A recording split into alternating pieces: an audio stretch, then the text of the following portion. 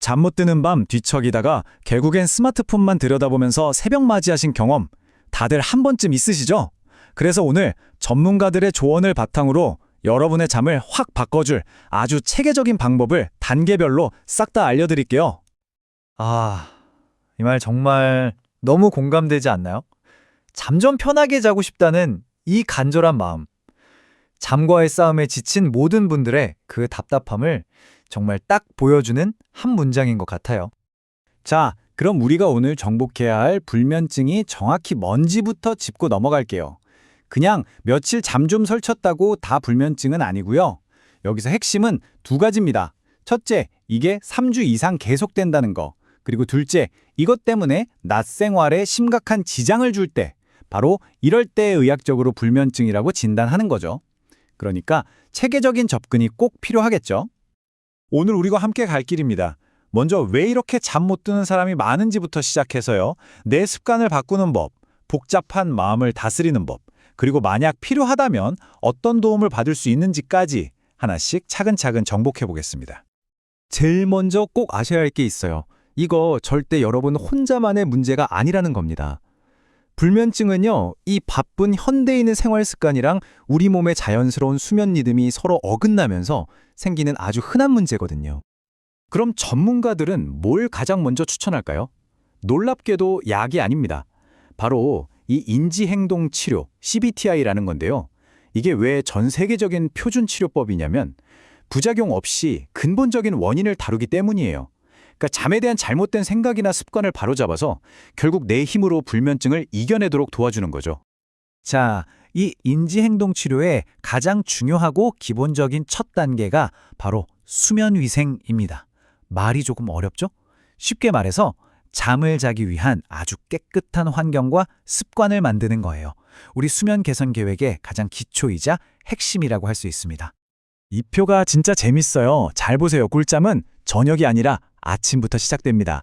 아침에 딱 정해진 시간에 일어나고 햇볕을 쬐는 게 우리 몸의 생체시계 스위치를 탁 켜는 거라면요. 저녁에 하는 습관들은 하루 종일 켜져 있던 뇌의 스위치를 서서히 끄는 과정인 셈이죠.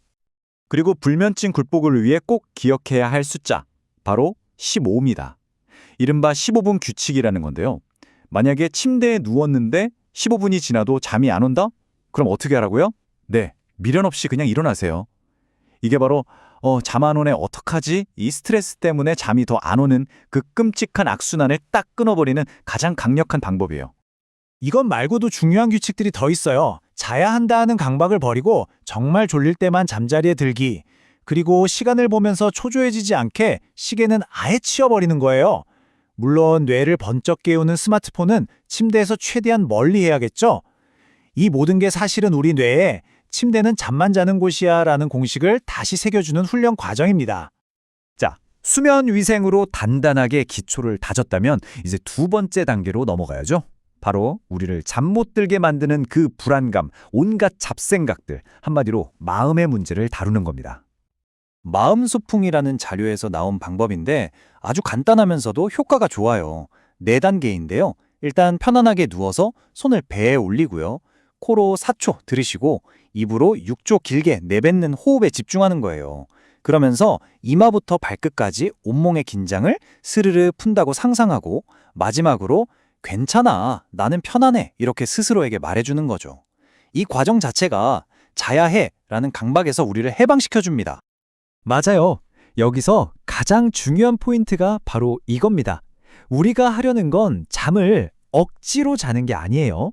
잠을 방해하는 그 팽팽한 긴장감을 풀어주는 데 집중하는 거죠. 신기하게도 잠들어야 한다는 그 압박감에서 벗어나는 순간 우리 몸은 알아서 잠들 준비를 시작하거든요. 자, 생활 습관도 바꾸고 마음도 다스려 봤는데 그래도 여전히 너무 힘들다. 그럴 수 있죠. 그러면 이제 세 번째 단계를 생각해 볼 수 있습니다. 보조적인 도움을 받는 건데요. 여기서 수면 영양제랑 수면제는 완전히 다르다는 걸 명확하게 아는 게 정말 중요해요. 이건 확실하게 선을 그어야 합니다. 수면 영양제는 말 그대로 식품이에요. 수면의 질을 좀 더 좋게 만드는 데 도움을 줄 수는 있지만 불면증을 직접 치료하는 약은 절대 아니라는 거죠. 반면에 수면제는 의사의 처방에 필요한 의약품이고 불면증 치료를 위해 쓰이는 겁니다. 이 표를 한번 자세히 들여다볼까요?